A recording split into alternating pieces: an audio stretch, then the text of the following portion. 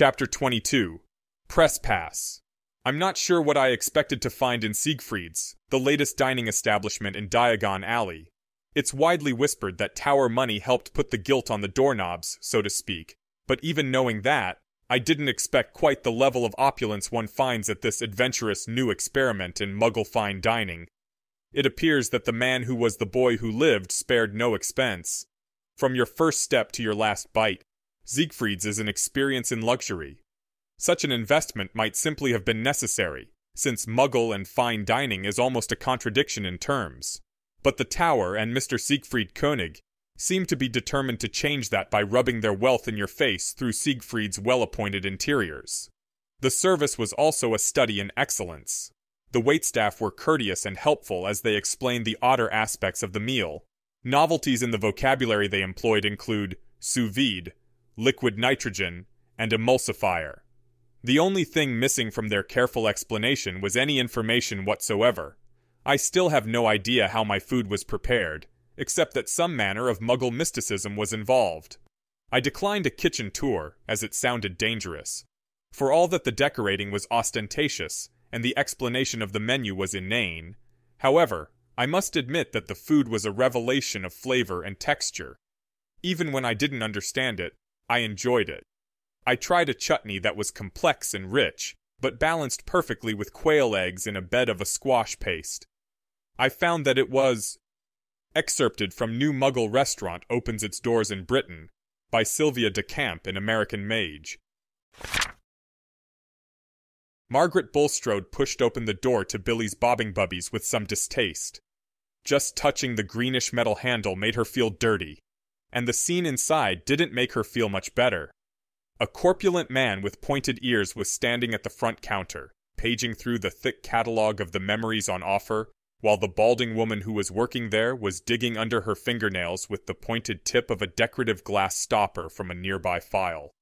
A very pale man with lank gray hair completed the scene, sitting at one of the small tables in the waiting area, and eating from a ludicrously large bowl of apples and onions, the smell of which was filling the room with cloying sweetness.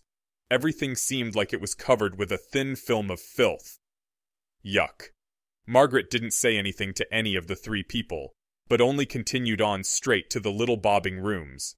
3 of them had closed doors, indicating that they were occupied, but a 4th had a crude sign fixed to it. Out of order. She opened it anyway, and closed it behind her.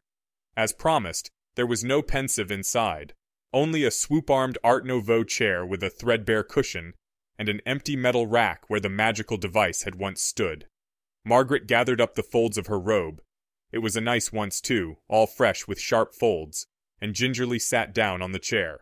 She waited almost a full minute. The goddess was in Nocturne Alley, and Margaret needed to be careful of her. She wasn't doing anything wrong necessarily, but one could never tell. In fact, Margaret had seen the glamorous villainess herself just 10 minutes ago when she was on her way to Billy's. Hermione Granger had been with her gang of thugs, harassing some poor shopkeeper.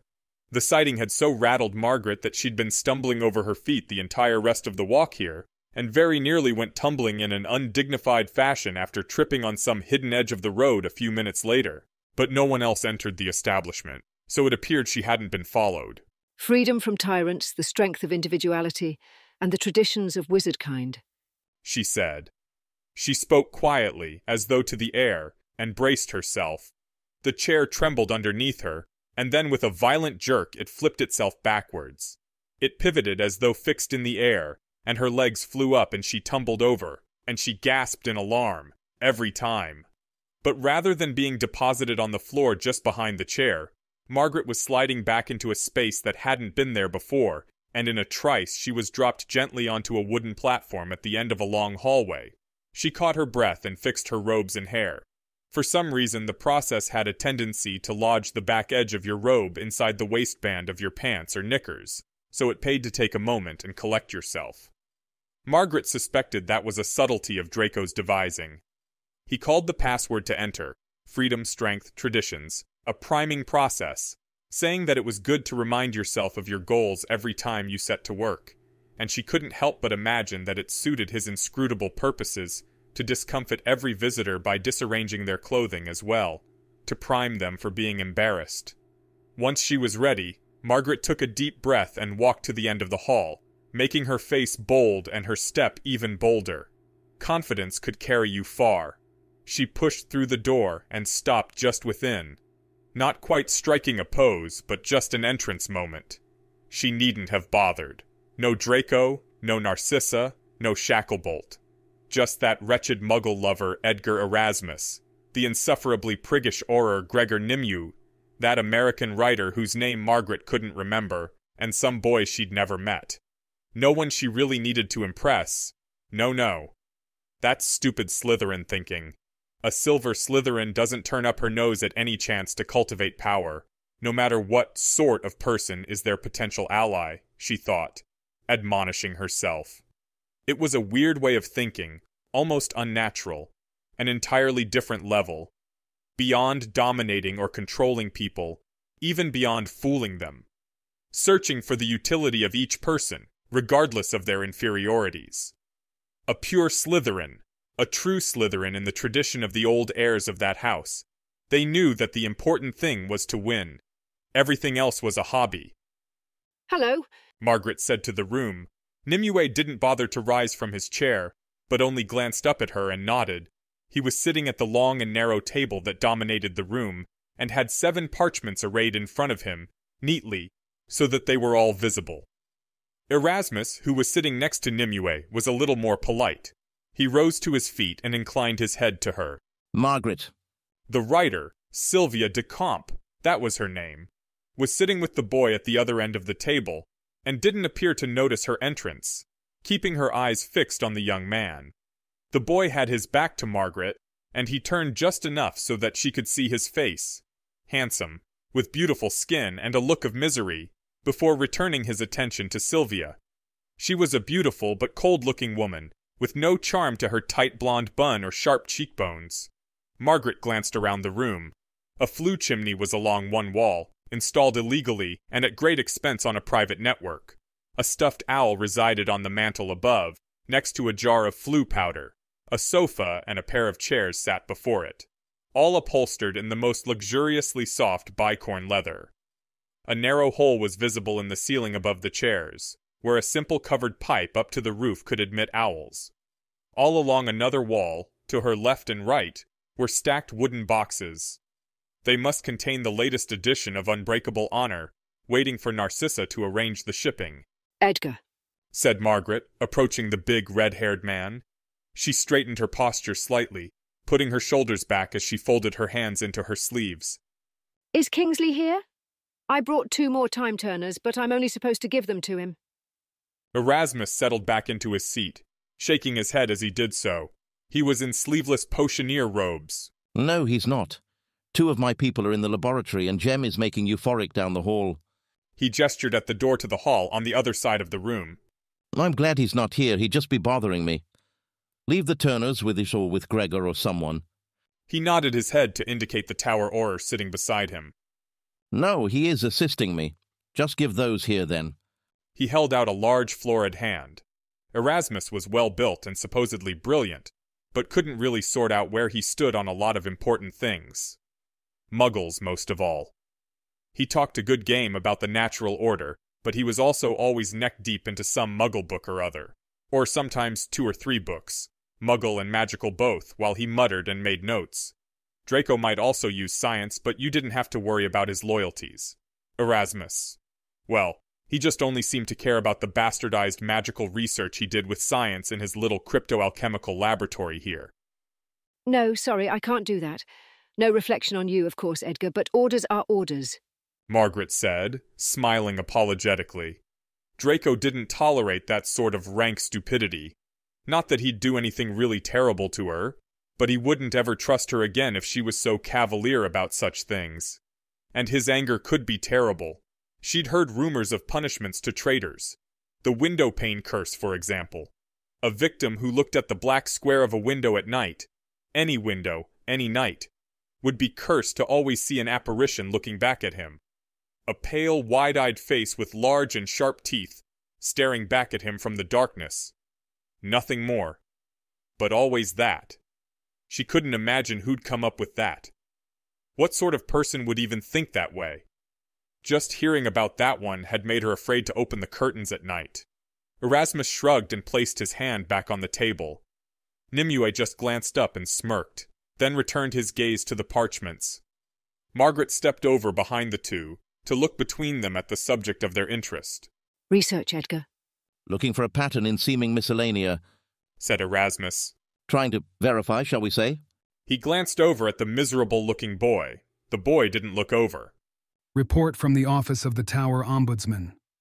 Our office has determined that by far the largest vulnerability, flaw, or weakness in the tower continues to be the reliance on a single figurehead and leader, Harry Potter Evans Verus. While his prestige and reputation remain one of the driving forces behind the popularity of tower programs and initiatives, in addition to their own dramatic results and merits, he represents what Security Director Alastair Moody said in an interview was a single point of failure. We also have... Margaret, surprised to see an internal memo rather than some obscure line of research, looked to another parchment. Memorandum from Councillor Regulus Higg of the Mystical and Benevolent Council of Westphalia. Mr. Potter, hope you are well. Have checked on your question re-number of wizards with certain groups here. Numbers attached. Please note they bear out my argument. Many generations of wizards have moved to Britain over past centuries, draining blood and talent from elsewhere. Must be effect, not the other way around given last year's immigration numbers. Attached, next sheet. Seems clear that my reasoning stands. In final agreement, Tower will endow chairs at RI and SWI. Partial compensation for generations of drain. Yes? Please reply. Representative? Not sure who to trust with proxy these days. Limple had maybe dozen in her org, or more. A dozen total now have turned up with minds wiped. Would suggest distance collaboration, but understand tower protocol prevents communication. We'll think on it. Be well. Reg. The string of numbers that followed was rather beyond her curiosity's scope. She'd never been forced to take arithmancy, thank Merlin, since she graduated the year before it became mandatory. Millicent wouldn't stop complaining about it a few years ago. She glanced over at the next parchment, frowning. What was all this? Harry, quick note on where we are. No good results from Hopkirk. She says it's not a problem of obscurity, but that there's just too many results. 3 is a number of power. There were 3 witches who were famous Scottish seers in the 16th century. There were 3 Peveril brothers and 3 Deathly Hallows. The Greek lord Herpo found 3 ways to hide from murder. There were 3 towers of Atlantis in legend. Too many 3s. Hopkirk will keep looking, but says it could mean anything. I don't think you should rely on much insight until we have more details. Some descriptions of the transportation magic described by Hermione. Wainamoinen wrote about a horse of flame was used to bear brave warriors to the battlefield. Not sure if any wards can be devised without more details and experimentation. Right now, Tiniagar or whoever could pop right into Howard or Hogwarts or Whitehall. I'll work more on this and get back to Tuesday. This feels unfair, though. Piled on top of Malfoy and his stupid honorable. Hope Hermione knocks them off their high horse. Cedric. The goddess is after us now, and for real. Like she's done swanning about the world and having people kiss her ring. Is that why she's here? Margaret asked with rising alarm. She believed in the cause and all that, but she'd already been through one interrogation. She wasn't interested in repeating the experience. Mad-Eye Moody shouting at her and demanding she confess to helping with the Diagon Alley bombing, always acting just crazy enough that you had to wonder if he might snap if you didn't just confess. Margaret shuddered. Thank Merlin for Amicus Caro, who'd been by her side the entire time. Pervy, but effective. She's here? Asked Erasmus, looking up at her again. In London. Even Nimue was paying attention to her now, and Sylvia and the boy with whom she was speaking had stopped their conversation and were staring. She's here in Nocturne, said Margaret. She was... You little fool, snarled Nimue, leaping to his feet. You didn't think to say? Erasmus gathered all the parchments up into a bundle, knocking the table violently as he stood up. Gregor, why didn't you know about this? He opened his robes, but before he could stuff the parchments inside, Nimue snatched them away. Shut up. They don't tell me everything. Not when they're suspicious, said Nimue in an angry hiss, folding the parchments up and drawing his wand. At the other end of the table, Sylvia had drawn her own, and she and the boy were both standing. My research, cried Erasmus, bustling over to the door to the hall and disappearing. A clatter of beakers soon sounded from that direction, as the worried researcher rushed to save his work. But she's not knocking at the door or anything, said Margaret, upset by the reaction. She took a step back and drew her wand, although she wasn't sure why. She's just in Nocturne. Why do you think... What other bloody reason would the goddess have for coming to Nocturne but to look for us? Demanded Nimue. It's not even a question. Can't believe you're even allowed in here. What is Draco thinking? He turned to Sylvia. Get going. Take Lawrence and finish the damn interview later. The American writer was already pulling the boy towards the hearth, almost dragging him by wrist. She whispered her destination, but had time enough to shoot Margaret a look of contempt before the pair were gone in a burst of green flame. But I think you're overreacting, said Margaret helplessly. How would she even... I was at Azkaban when Hermione Granger broke it like a child's toy, snapped Nimue, darting over to one of the crates along the wall and snatching up a satchel that was sitting on it. She has died and come back, and she is not human. Do you know the stories they tell in the DMLE? One of the Weasley idiots saw her put that author fellow, Lockhart, saw her put him through a wall with her bare hands after she found out some nastiness he'd been up to. A Hogwarts wall. Gilderoy Lockhart. But he's not in any trouble. He just published... stammered Margaret. Why am I even wasting time with you? Stay and risk your neck, it's... Nimue trailed off as he saw the stuffed owl on the chimney mantle start to flap its wings and hoot. Without another word, the tower Auror leapt to the hearth and was gone in his own flash of green flame. Edgar, called out Margaret. The owl. She didn't wait for a reply, but just concentrated on the 3 Ds. Let the idiot and those stupid euphoric makers fend for themselves. Godric's Hollow, she thought, clearly and with force. Then she tapped herself on the head with the curious wiggle motion of apparition. Nothing. Oh, Merlin. There's wards. They've locked it down with an anti-disapparition jinx. She turned to the chimney.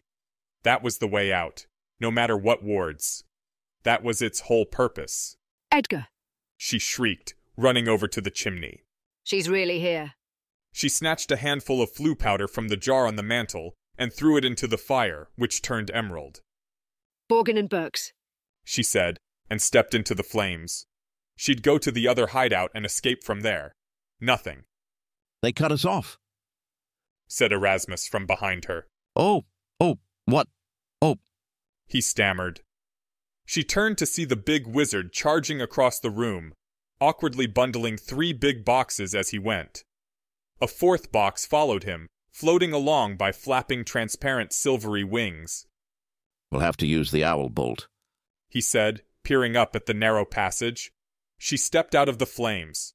3 other men burst into the room from the same door Erasmus had used. She recognized Geoffrey Jem and his 2 cronies, the suppliers of local euphorics. Jem was a rail-thin man with terrible teeth, all snaggly and yellow, and thinning hair. Each of the 3 potioneers had a smock on and was carrying a clinking crate of files. Hold up, Eggy, called Jem. Erasmus put down his boxes and pointed his wand at the narrow hole meant for owls. We're going, Jeff, he said. There was a loud booming sound, as though someone up in Billy's bobbing bubbies had knocked over a heavy piece of furniture. Just need to take down the wards, then we can punch out through the roof, said Erasmus, concentrating. His already reddish complexion turned downright scarlet as he worked, and sweat was visible on his brow. There was another heavy boom from upstairs. Margaret found that she was clutching her wand so tightly that her fingers ached, and forced herself to relax. Hurry, Edgar! These aren't supposed to be easy to take down, he snapped, but he gritted his teeth and squinted as he worked even harder. They can't get in here for hours. Hours of magic to stop them from burning in, mewed Jem. Margaret almost laughed in his face.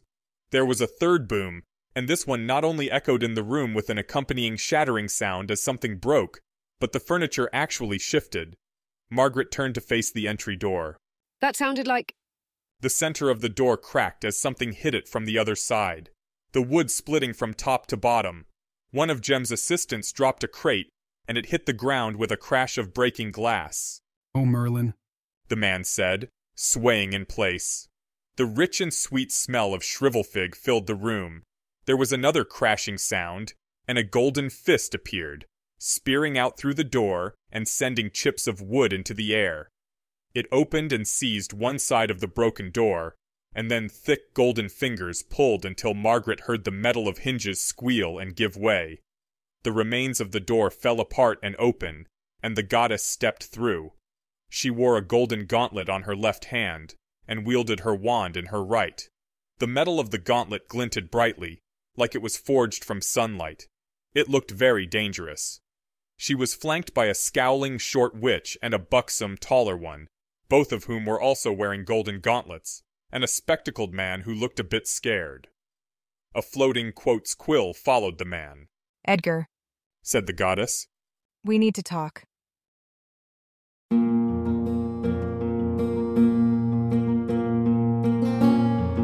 This has been an AI reading of the Harry Potter and the Methods of Rationality fanfic, Significant Digits, written by Alexander Debus. You can find the original text at anarchiashhyperbole.com. The voice for this project was provided by Aeneas Brodsky.